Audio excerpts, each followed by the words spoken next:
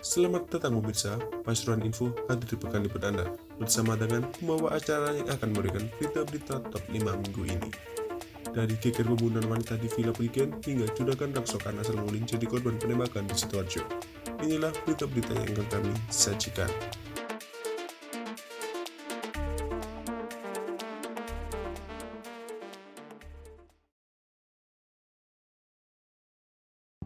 Insiden pembunuhan terjadi di sebuah villa kawasan Gang Keramat, lingkungan Pesanggerahan, Kelurahan Kecamatan Prigen, Kabupaten Pasuruan, Senin 27 Juni.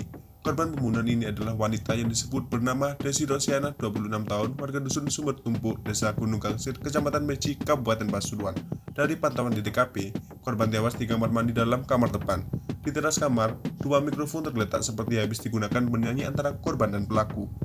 Kanit Reskrim Polsek Prigen, Polres Pasuruan, Aibda Haryanto menerangkan jika polisi mendapat informasi kejadian ini sekitar pukul 3 sore. Hingga sampai berita ini ditulis, polisi masih belum bisa menjelaskan karena masih dalam proses penyidikan. Terkait pelaku pembunuhan ini, Haryanto mengatakan sudah menyerahkan diri ke Polres usai membunuh korban. Pelaku bernama Hasanuddin, warga Rembang, 28 tahun, warga Kerajaan, Desa Sumber Banteng, Kecamatan Rembang, Kabupaten Pasuruan. Sementara itu, warga setempat berbondong-bondong datang ke TKP setelah mengetahui ada pembunuhan. Namun mereka tidak masuk ke villa, hanya bisa melihat dari luar, sebab lokasi villa dipasang polis lain oleh petugas kepolisian. Olah TKP sendiri dilakukan secara tertutup, hanya diikuti pelaku, Inafis, Tim Basar Polres Pasuruan, dan Polsek Prigen. Sementara pihak lain menunggu di luar. Kapolsek Prigen AKP Dekit Cahyono Triyoga menjelaskan pelaku nekat membunuh istrinya karena cemburu. Pelaku menduga korban selingkuh.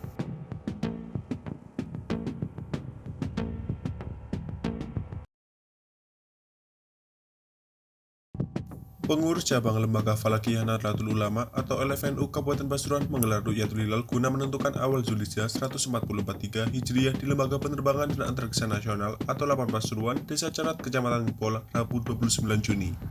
Sekretaris LFNU Ustadz M. Rusdi menyampaikan, pengamatan Ru'yatul Hilal dilakukan dari pukul 17.23 hingga 17.38. Namun di Lapan tidak berhasil melihat hilal, menunggu hasil ruqyah dari bagian barat Indonesia. Ia menambahkan, pengamatan Ru'yatul Hilal telah menggunakan alat klasik berupa gawang ruqyah dan alat modern seperti teleskop dan teodolit. Ruqyah dilakukan untuk memastikan atau membuktikan hasil hisab, bisa terlihat apa tidak. Hukumnya fardu kifayah. Ustadz Rusdi juga menjelaskan, dua kriteria income ruqyah atau visibilitas hilal bisa diruqyah. Pertama, kriteria Forum Menteri-Menteri Agama Brunei Darussalam, Indonesia, Malaysia, dan Singapura atau MABIM selamat. Tinggi hilal minimal 2 derajat dengan elokansi 3 derajat. Kedua, kriteria Neo-MABIMS, tinggi hilal minimal 3 derajat dengan elokansi 6,4 derajat. Tinggi hilal rata-rata 1,5 derajat, artinya tinggi hilal saat ruqyah 1,5 derajat untuk wilayah Pasuruan.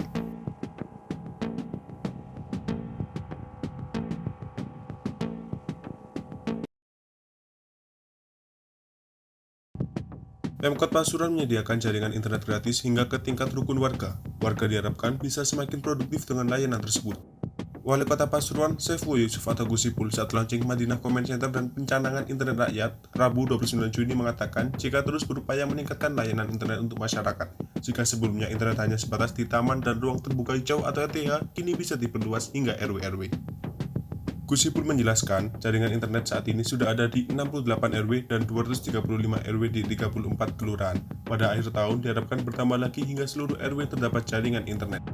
Dengan adanya layanan internet rakyat, Gusipul berharap warga semakin produktif. Warga diharapkan tidak menggunakannya untuk hal negatif yang kontraproduktif. Pemkot Pasuruan ingin mengakrabkan masyarakat dengan internet dan berharap masyarakat menggunakan internet dengan baik. Gusipul juga menegaskan agar bagi yang berdagang bisa jualan online. Yang selama ini sudah online bisa terbantu pakai data sehingga meningkatkan omsetnya. Para pelajar juga bisa memanfaatkan untuk belajar.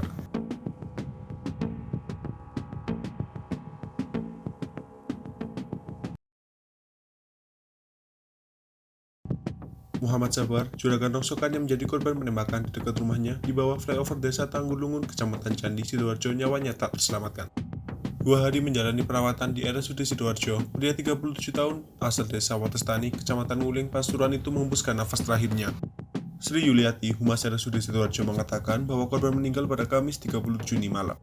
Dari rumah sakit, jenazah korban kemudian dibawa ke Pasuruan oleh keluarganya untuk selanjutnya dimakamkan di sana, karena di Sidoarjo memang korban tinggal di rumah kontrakan. 2 hari menjalani perawatan di rumah sakit, kondisi Sabar memang kritis. Dia mengalami luka tembak di leher dan lengannya. Luka tembak di leher kiri tembus ke leher kanan, meski tidak di tangan leher. Kemudian luka tembak di lengan kirinya juga tembus sampai mengenai dada. Juragan rongsokan itu ditembak oleh orang tak dikenal saat berada di pinggir jalan bawah flyover Tenggulangan dekat rumahnya. Ada 2 kali tembakan dari jarak dekat yang diarahkan ke tubuh korban. Peristiwa itu terjadi pada Senin 27 Juni malam, sekitar pukul 8 malam. Saat itu korban sedang berada di pinggir jalan dekat rel kereta api yang tak jauh dari kontrakan gudang barang bekas yang juga menjadi tempat tinggalnya. Warga sekitar tidak ada yang melihat peristiwa penembakan itu secara pasti. Namun beberapa warga sempat mendengar 2 kali suara letusan dan saat kemudian melihat tubuh Sabar sudah tersungkur bersimbah darah. Satu pelaku berinisial CO sudah diamankan petugas kepolisian di kawasan Madura. CO diringkus petugas gabungan Polda Jatim dan Polres Sidoarjo. Polisi juga masih melakukan pengembangan untuk mencari pelaku lain dalam peristiwa ini.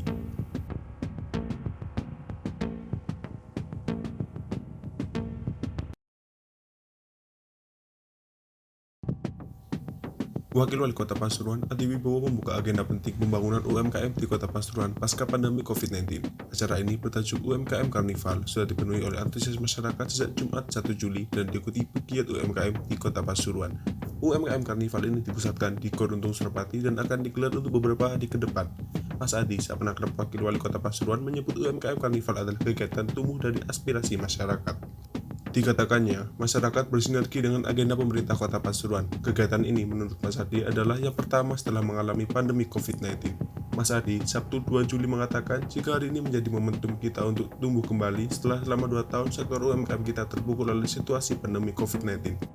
UMKM Karnival diharapkan menjadi ekonomi rebound yang membangkitkan ekonomi masyarakat dan memperluas jangkauan pasar.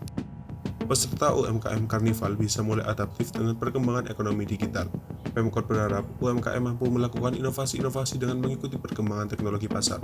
Juga optimis dengan teknologi digital produk khas Kota Pasuruan bisa menjangkau pasar global. Sementara itu, Ketua UMKM Persada Eko Wardoyo menyebutkan acara UMKM Karnival adalah agenda Safari Bazar UMKM Persada yang kedua setelah yang pertama sukses dilaksanakan di Gresik.